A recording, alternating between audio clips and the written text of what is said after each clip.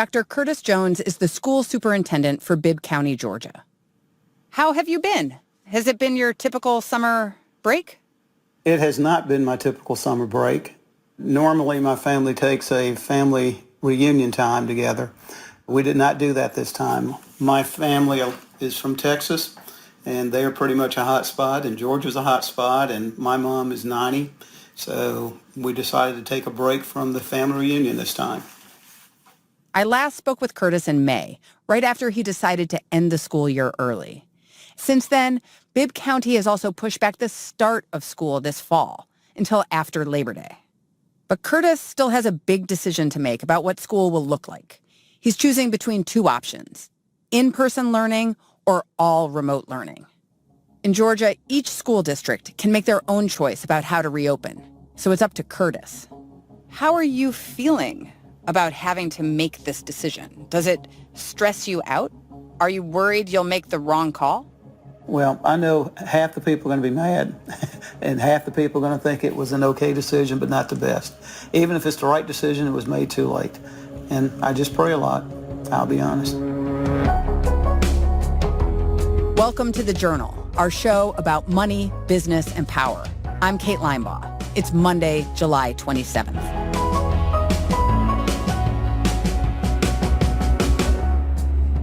Coming up on the show, two options for what school could look like this fall, and how one superintendent is making the decision.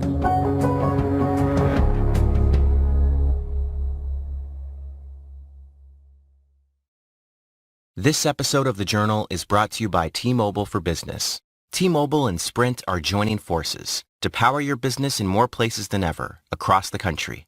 Visit T-MobileForBusiness.com to learn more.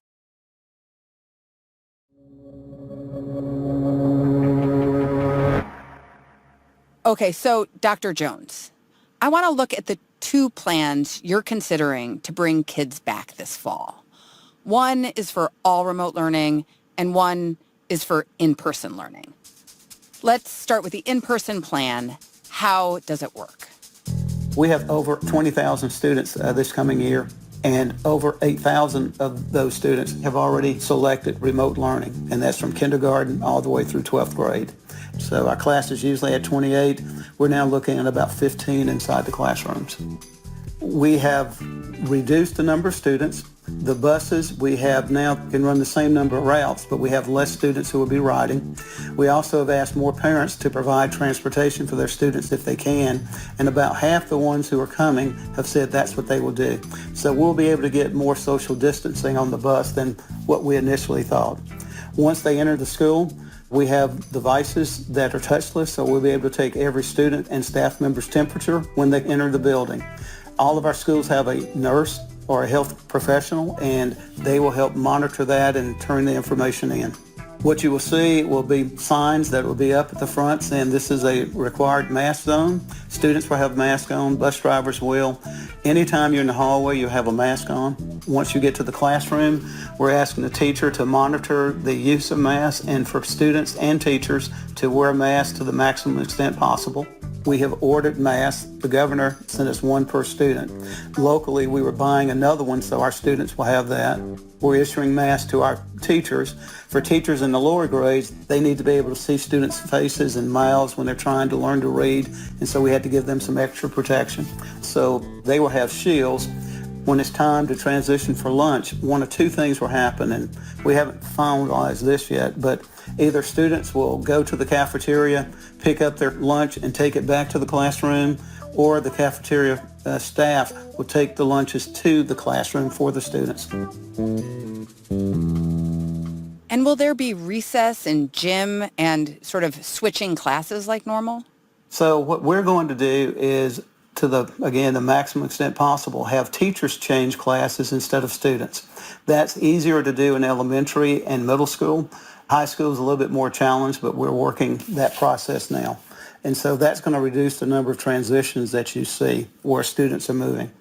For classes like chorus, students will still go to chorus, but they will not be singing. They will be studying music theory and things of that nature. And that's just because we know that when you put out a lot of air, then that's also a lot of germs that can be flying in a small area. We still have students going to the gym, but they'll be studying health. And that gives us another area where we can still spread students out, but again, it won't be a lot of exertion. Yes, we're still going to let them go do recess. We think students need to have that time. We also think being outside is better than being inside, but that'll be monitored. And again, it's with fewer students than what we would have during a normal year. And how would the day change for teachers? So for those who are teaching in person, they will have a smaller class load that they would be working. So that's one. Two, we're going to ask them to still continue to use blended learning and in many ways to flip the classroom, because if we have this technology, we're going to use it to the maximum extent possible. So I think what you will see is now teachers will record the introductory part of a lesson. Students will be able to watch it at home. Their parents will be able to see it. And so parents won't have those same questions like, okay, what did you learn today? Or what are you supposed to do for homework? How do you do that? It'll be on a video and it'll be available for them to see. And what's the plan if someone, a student or a teacher or an administrator, gets the virus? So if someone gets sick, the protocol that we've put in place is and I have a person on my staff who's dedicated to this, he's our safety manager, will notify the Department of Health, and they will help us determine which part of the school needs to close down, if the whole school needs to close down, who needs to be notified, and that process. And in many ways, that's going to add more consistency, and I think it gives parents more confidence that when there's something that they need to know, they will be told. How do you think teachers are feeling about coming back to school? Are they worried about being in the classroom with other people? There's a lot of anxiety and fear about returning to school. And so we've tried our best to communicate with them our decision-making and giving them the answers quicker. For example, I did a Facebook Live with them and gave them an opportunity to ask me questions after I presented our plan. But they're still nervous. And so one of the good things about us delaying school is it's giving teachers an opportunity to come into their building, their classroom, set the classroom up the way they would like. We have devices that we are going to use to clean our schools. This has a mist that it puts out, and it takes about 10 minutes, but we're going to be doing that on a consistent basis, and I need teachers to see that so they have confidence. But right now, there's still, there's concern. What are you telling them to assuage their concerns? So I make it personal. I tell them that I have a son who's a teacher in another district. I have a niece who's a teacher in a different district. I have grandchildren who are in school. My wife works in our district, and I'm in the district. And I want other superintendents to do what I'm doing, which is to make sure that we have employees who are safe, because I don't want anybody taking anything home to my family. And so recognize that this is not about money. This is not about test scores. This is about us trying to do what we say we're going to do, which is mission first, people always. We're going to do our mission and teach the kids, but we're always going to take care of our people. There's kind of a contentious debate right now, it seems, over whether teachers should be considered essential workers. Has this come up in your conversations with your teachers? It has. It has. I had one teacher who shared with me a question of last spring when we were doing the remote learning. When custodians and nutrition workers and bus drivers went out, they got hazardous pay and they got personal protective equipment. What about us? Why aren't we considered that way? And I shared with one of our U.S. senators when he was talking with a group of us about what we could do to get school open was, I said, you got to take away the anxiety that teachers have. And I'm having those conversations with anybody who will listen. If teachers are concerned about their safety, their health, their families, they're not going to be very good teachers. And we have to deal with that. It's just that perception is a reality.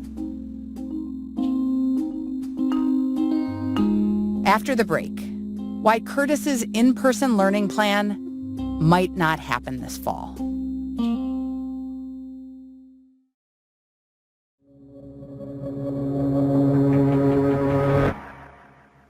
So I want to talk about the remote learning plan. What does that look like? And can you walk me through how it's supposed to go? So I'm very excited about that. So what will happen during the month of August is teachers will come back to school. They will reach out to parents and share with them, this is the teacher for your child for this year, and we want to make sure that we have great communication and that the device you have interacts and integrates with our system well. Our board approved the issuance of bonds so all our students can get new devices. We're going to put in place a one-to-one initiative. Now we're going to have it so every student has a device that they can use. So that's going to be good. That will be a big advantage over what happened last year. You're going to see teachers now doing two things that would be different than last year. One is they would be teaching from the school, not from home, so there will be better connectivity. And two, what teachers will be able to do is they will have a time where they will tell students, here's when you're going to meet, and we will have a live conversation. That conversation will be recorded so people can go back and watch it. That will give parents the schedule and the rigor that they thought they were lacking this past year. And there will be times in that schedule during the week where students will be given assignments ahead of time and they will work on them. And what does fully remote learning mean for teachers who need childcare? You heard that right. Yeah, I did. So what we've told teachers is that during the month of August, when we're doing our pre-planning, they can bring their children to school with them. Once school starts, we have asked the local community to help us out. We have like 73 different daycare providers. And so for those who are willing, we've asked for dedicated slots for our teachers. So teachers would be able to find a place near their home so they could drop kids off and not worry about it. You asked me earlier about if teachers should be essential. And I do believe they should be. We need to recognize the hard work. I think in the past we focused a lot on this idea that it's all about education. Well, the first thing we do is provide a safe environment, and that's essential. And we can't do it without our essential workers, and that's where I think all our teachers and paraprofessionals, bus drivers, nutrition workers, front office staff, back office staff is. It takes all of them. I've learned that. I was in the military, and I recognized and learned that for every infantry soldier, there were 3 people behind them supporting them. In education, for every teacher, there's about 3 people behind supporting them as well. What do you think is the benefit of this remote learning plan? I think the benefit of this remote learning plan is it will help us transform education. I think that we will have students with more choices. Currently, they can pick between a homeschool, a private school, in some cases a magnet school, or their own public school that they're zoned for. This is allowing us to do things that we had thought about doing but had not done before. For example, now we're going to be able to say if you want to take Latin, it doesn't matter what school you're in, we have a teacher and you can take that class online. You're going to see us offering more online classes, even for students who are receiving instruction at a school. They just may be taking it from a teacher on another campus. We haven't done anything like that. So I think this time next year, students will be offered a choice. Do you want to get your classes online or do you want to get them in person? And that's something we haven't traditionally done. Now that I think we've crossed that bridge, I don't think we're going to go back. If there's a drawback, students who are doing remote learning have to accept more responsibility for their learning. You're not going to have a teacher standing over your shoulder saying, get back to work, stop daydreaming. That's going to be missing. The other drawback is the loss of sociability. Students need to be around other students so they can learn how to be a part of a team, how to collaborate, how to cooperate, how to communicate. Those soft skills that we know are so important is going to be challenged when we are doing remote learning. In the spring, you told me that homeless students in your district were falling through the cracks. Yes. How have you prepared to better serve them and other students with poor Wi-Fi or not necessarily like a good spot to learn? So for the homeless students, what we have found is that they missed us and they're ready to come back to school. And so for those students, this idea of reaching out to them has worked. In the spring, we were really hesitant to send the homeless liaisons out. Now we're more confident. We have a process in mind where if we lose contact with a student, we can put that person in one of our system vehicles along with a part of our security force, and they can go out and visit the family, the student, and find out what's happening. Those individuals will have protective equipment to help them with that. So that's going to be better. We had 3 community web meetings. One was with the community, and we told the community we need help. We need help with Wi-Fi because not all students were in places where they could get it. How can you help us? And the libraries, for example, stepped up and said, we have Wi-Fi. If we're open, students can come inside our buildings and receive and use our computers and our Wi-Fi. They can park in our parking lot. That gave us an idea. We're going to leave our Wi-Fi on so students can park in the parking lot in the evenings, on the weekends as well. We've asked the city and county government to leave their Wi-Fi on and businesses, so there's more of that. We also own 7 buses that are equipped with Wi-Fi, and so we're going to put them in the areas where we knew we had dead spaces, and students will be told about that so they can go out at certain times and be able to link to that to get to Wi-Fi. We had a lot of hot spots that we were able to give students who did not have internet, and our local company was able to give pretty much high band at a low cost. We are asking them to continue that as well. And we have a lot of people in our community who has decided to pay for that for our students for at least 6 months. And so we think we're going to be better. So you are going to have to decide between these two choices, in person or remote. How are you going to decide? The primary way we're going to decide it is by looking at the level of community spread in our district. If it gets to a level where we believe it's manageable, and after conferring with the North Central Health District and getting an idea of what's happening with that and knowing where our teachers are, that would be when I can make that recommendation. For us, it's about spread. And when you look at the community spread in Bibb County now, how is that affecting your thinking about which plan you will choose? So every time people ask me that, I tell them that if I had to make the decision today, it would be, and so far every time it has been the remote learning option. Back in the spring when we decided to go out, we were at like 150 cases per 100,000. And then this past week we were at 600 cases per 100,000. And so those numbers have just kept going up, up, and up. Now we're 6 times higher. We need to get it under control. There's been a big push by the federal government from President Trump for schools to reopen this fall.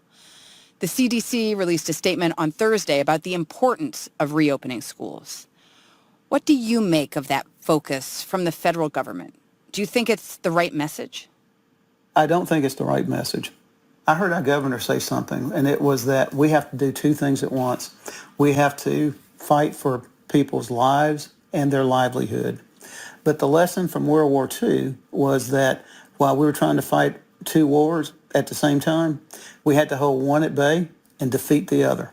We got to do the same thing here. I think you have to decide if you're going to hold livelihoods at bay by providing incentives and support to people who are not able to work and make sure we get the health piece taken care of. We've tried to do both at the same time, and it's not worked.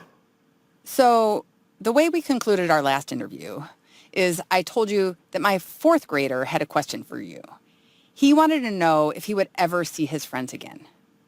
Now he's a rising 5th grader, and his question is, will he be able to hug his friends again? Not soon. Not soon. He can hug his mom. He can hug his dad. He can hug people in his family. I think we have to start learning how to give air hugs. It's not going to be soon. I think until this COVID situation is under control, we have a vaccine, and we are being more proactive.